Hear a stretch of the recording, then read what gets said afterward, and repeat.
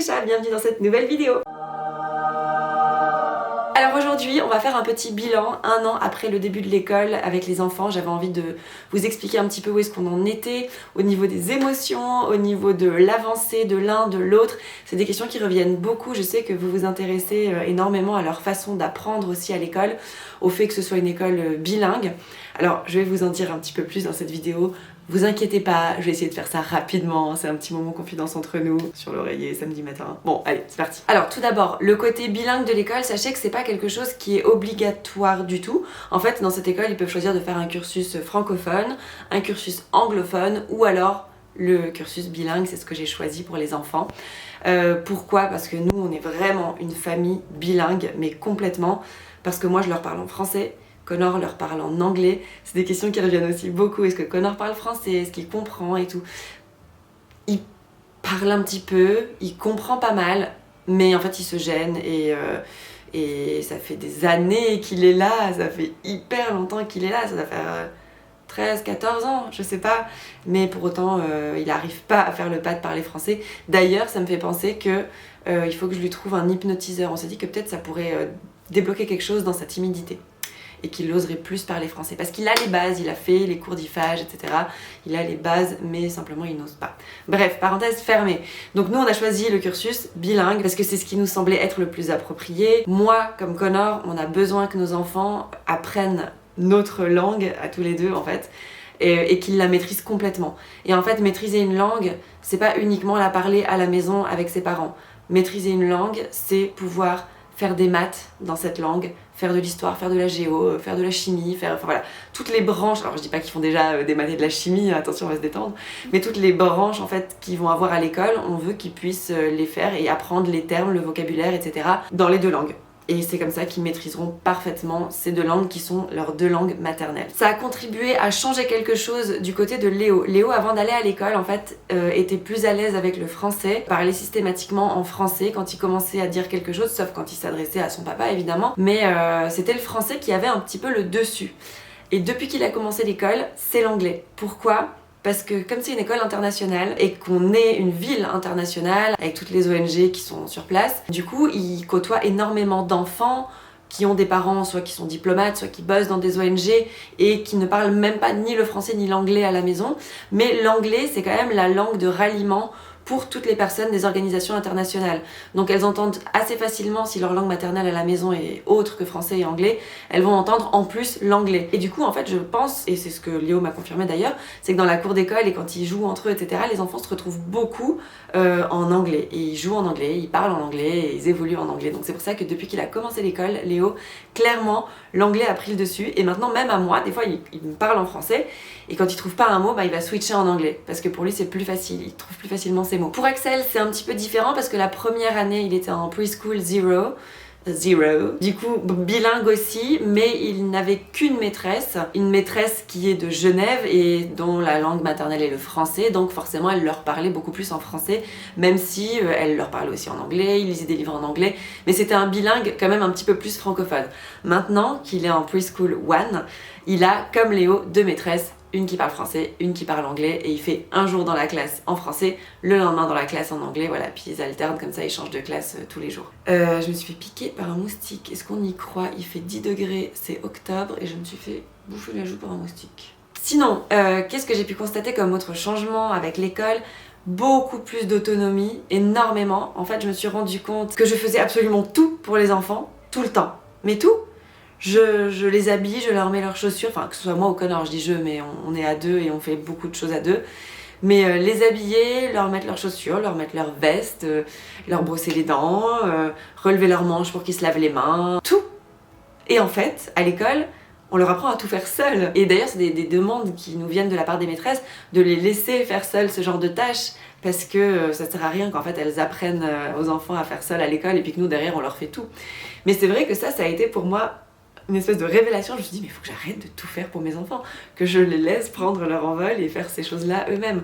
Donc beaucoup plus d'autonomie aussi pour les choses du quotidien, énormément. Surtout Axel, comme il a commencé l'école, il avait 2 ans.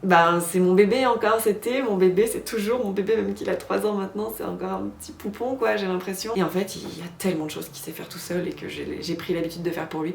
Et ça vaut aussi pour tout ce qui est rangement. J'ai tendance en fait à tout le temps ranger derrière eux et je leur demande pas de le faire, enfin rarement, de temps en temps oui. Et d'ailleurs quand je leur demande, ils sont hyper contents de faire avec moi. Mais mon premier réflexe, ça va être hop, je ramasse les trucs, tac, je range, je fais sans penser à leur demander. Et maintenant j'essaie de me mettre la rigueur de leur demander de ranger avec moi ou alors de ranger seul, mais en tout cas de le faire. Parce qu'à l'école ils le font. Donc voilà, ça fait aussi partie de l'autonomie qu'amène l'école dans la vie d'un enfant. Léo qui a toujours été un enfant angoissé, qui n'aime pas être loin de nous, pas du tout, surtout particulièrement loin de moi, on a vraiment un rapport très très fusionnel.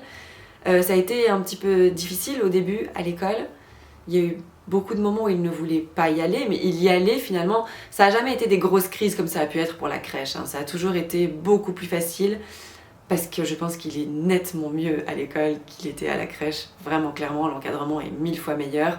C'est une très très bonne école et je suis hyper heureuse de pouvoir leur offrir ce cadre-là. Mais voilà, maintenant, pour lui, c'est totalement acquis. Dans sa première année d'école, il arrive encore souvent qu'il nous dise « je veux pas aller à l'école ». Même s'il y allait, il le disait. Maintenant, plus jamais le matin, il dit « j'ai pas envie d'aller à l'école ». Franchement, c'est plus arrivé du tout, je crois. À la limite, il se réjouit que ce soit le week-end, il se réveille, il me demande « maman, c'est le week-end ?» Je dis « non, c'est encore l'école ». Et il dit « ah ». Mais il n'y a plus ce truc de « je veux pas y aller ». Donc ça, c'est vraiment génial. Je me rends compte que il a compris que ça faisait et ça ferait encore longtemps partie de son quotidien, des choses normales dans la vie d'un enfant. Les enfants vont à l'école, c'est comme ça, et c'est pas une mauvaise chose, c'est une chose qui est hyper fun, hyper cool. T'y vas pour jouer, pour apprendre des trucs incroyables, pour développer des skills, des nouvelles compétences, enfin voilà. Donc ça, j'ai l'impression qu'il l'a vraiment intégré. Axel, en première année d'école, l'année dernière, il y allait très facilement. Cette année, il a un peu moins envie. Pratiquement tous les matins, il dit « je veux pas aller à l'école ». Après, il y va, il ne pleure pas, c'est très rare, il pleure de temps en temps quand il prend le bus, mais il y va, il sait que c'est comme ça.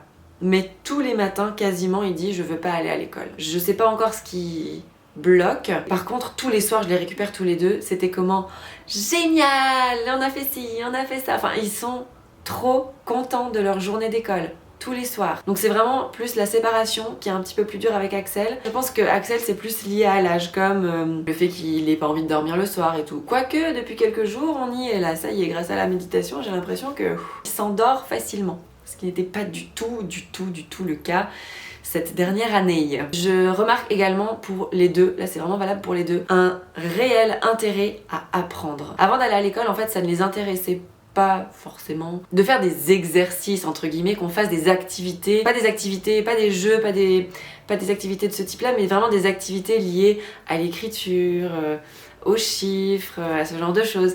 Ça les intéressait pas puisque tant ils faisaient parce que je leur demandais de faire, mais voilà, ils finissaient une page et c'était bon, c'est bon, je peux y aller maman, je peux aller jouer. Alors que maintenant, en tout cas pour Léo, c'est lui qui va me demander, c'est lui qui va être dans la demande de jouer avec les alphas, de lire les alphas, de essayer de reconnaître les lettres dans un texte. Qu'est-ce qu'il fait ce monsieur? Il est en train de scier une cheminée. Ok. Pareil pour Axel, en fait avant il comptait, mais ça l'intéressait pas. Il mettait son doigt sur quelque chose, il faisait 1, 2, 3, 4, 5, 6, 7, 8, 9, 10. Mais il comptait pas vraiment. Monsieur, là! Maintenant, Axel, il associe une unité avec un chiffre. Donc il va vraiment, s'il a 6 choses devant lui, il va mettre le doigt et faire 1, 2, 3, 4, 5, 6. Et il s'arrête. Alors qu'avant, pas du tout, il continuait, il disait 7, 8, 9, 10, 14, 21, enfin voilà. Et maintenant, vraiment, il a compris et il adore, et il commence à tout compter, il adore ça. Et pareil, Léo, il commence à vouloir écrire, lire, enfin c'est vraiment... C'est hyper cool, je trouve, que ce soit devenu un vrai intérêt, comme ils ont envie d'aller faire du vélo, comme ils ont envie de jouer avec leurs petits personnages. Enfin, Je trouve ça super cool, c'est rassurant, ça fait du bien. Voilà pour les gros changements que j'ai pu constater depuis que les enfants sont à l'école. Ça fait maintenant 1 année, je suis super contente que ça se passe bien, même si voilà, il y a des moments un peu plus difficiles que d'autres. J'ai pas eu de gros soucis à régler au niveau relationnel entre les enfants et d'autres enfants, donc ça aussi j'en suis assez contente. Il y a eu évidemment 2-3 petites prises de tête, mais bah, c'est normal, ce sont des enfants. Après moi je trouve toujours hyper difficile de savoir où se situe la limite de je les laisse régler ça eux-mêmes ou je vais m'en mêler, mettre mon grain de sel de maman. C'est très compliqué, mais ça pourrait être l'objet d'une autre vidéo, clairement. Bon, sur ce, n'hésitez pas, si vous avez des questions, si vous avez fait d'autres constats avec vos enfants à l'école, vous les mettez en commentaire. Moi, je vous souhaite un très très bon week-end et à la semaine prochaine pour une nouvelle vidéo.